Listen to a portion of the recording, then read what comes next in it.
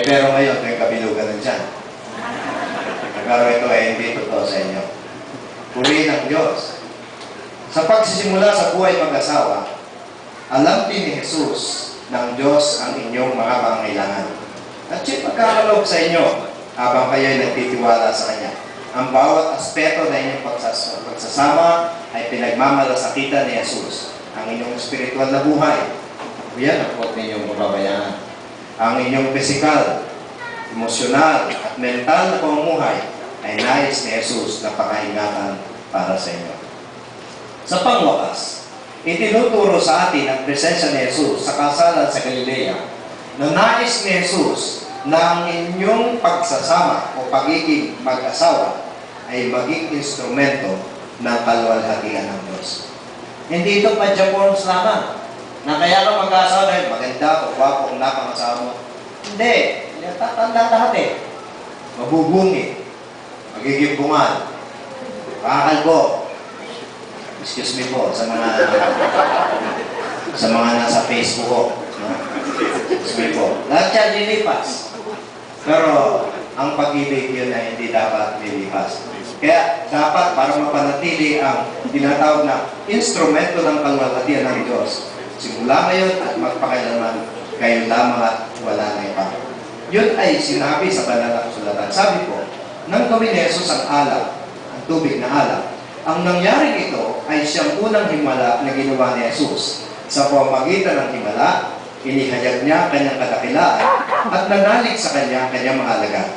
Tanong, bakit ginawang alak ni Jesus ang tubig? Ginawa niya ito dahil sa mayroong pangailangan. Nagmalasakit si Jesus sa ating pangailangan sapagkat mahal niya ang mga tao. Mahal niya tayo. Mahal niya kayo. Mahal niya ang sino mang dumadalo sa loob ng kasalan nito. Mahal niya ang tao sapagkat siya ang isinugo ng Diyos upang mamatay sa krus, upang ang tao, tayo ay muling makapagkasundo sa Kanya. Ginawa ni Jesus ang himalang ito upang malaman ng lahat kung sino siya, na siya ang anak ng Diyos. At ginawa niya ito upang mahayag ang Kanyang kaluwalhatian. Sa ibang salita, nais ni Jesus na malaman ng bawat isa na siya ang anak ng Diyos na nagkatawang tao at siya lamang ang dapat kilalanin bilang Panginoon at tagapagligtas ng inyong buhay. Mahal po kayo ng Diyos. Sa kabila ng ating mga pagkakasala, pagkukulang, ay minarapat niya na siya pumalit sa ating katayuan nang siya'y mamatay doon sa krus. At sa kabila ng katotohanan ng kasal, ay hindi naman talaga ito pagpasok sa isang buhay na tahimik. Tinanong ko po ang mag-asawa na. Sige, kahit na hindi pa nagproklama. Tinanong ko sila, sabi nyo, bakit pa kayo mag-asawa? Nagmamadali na ba yung mga magulang para magkapo? Kaya yung sila magkano ulit. Hindi daw po at sagot nila. At ang sagot nila ay hindi naman din sila tumatanda na. At mga bata pa ito. Simple lang ang sagot nila.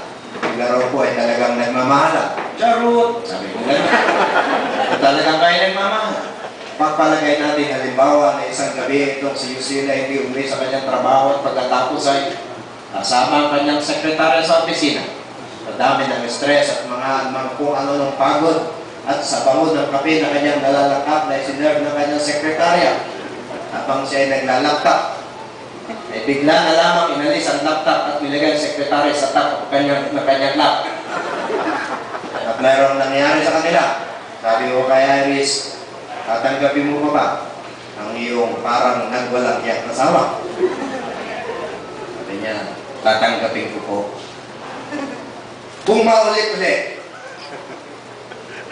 tatanggapin pa rin daw niya. Kung maulit-ulit, parang gusto lang umiyak. Tatanggapin ka po. And I asked the same question. Kay Yussi, paano kung halimbawa makita niya ang kanyang dating kaklase at pagkatapos ay sila naman ang nagkaroon ng half-night affair. Alas 3 na madaling araw na mangyari. Tatanggapin mo pa rin ba siya? At sabi po niya, itatanggapin ko siya sapagkat mahal ko siya. Sa maniwala kayo sa hindi, sagot nila yun. Pero yun ang pinakamatinding dahilan kung bakit ka magpapakasal. Hindi para bigyan mo ng mga apo ang iyong mga anak. Paano kung wala? Paano kung hindi sila pagkalooban ng Diyos? Di po ba? May mga ganong pagkakataon.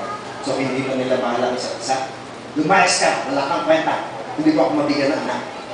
Hindi po yun. May anak o wala, ang pag-ibig ang nananatiling magtatali sa kanila. Kaya, ito ay hindi isang buhay na tahimik. Ha? Hindi talaga. Sa unang taon, ang lalaki nagsasalta, ang babae nakikinig. Sa ikalawang taon, ang babae nagsasalta, ang lalaki nakikinig. Sa ikatlong taon, parang nagsasalta, ang kapitbahay ang nakikinig. Ganyan po kung kasama sa totoong buhay. Hindi madali. Pero aming dalangin na maging payapa ang inyong pag-aasawa at may layunin kayong luwalhatian ng Diyos sa kanyang pagsasama. Dito, kailangan ng pagiging matapat sa isa't isa. Dapat ay walang kahati si Mrs. sa sweldo ni Mr.